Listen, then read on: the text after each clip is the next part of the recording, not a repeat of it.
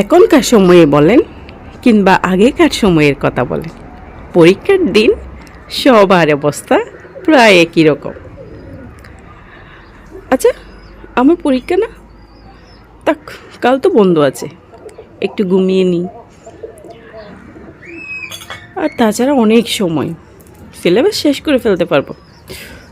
এই মার মার মার, উফ, একটু জন্য হেরে গেলাম।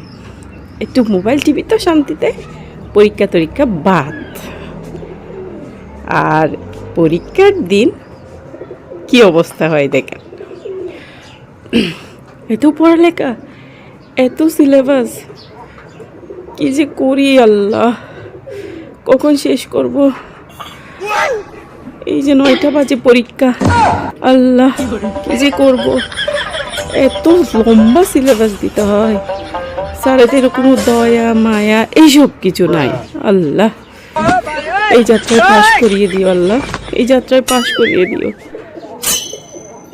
আপনারা বলে যান কিন্তু কার কার এই অবস্থা হয়। পড়তে পড়তে একেবারে জীবন শেষ, শেষ পর্যন্ত গাড়িতেও পড়তে হয়।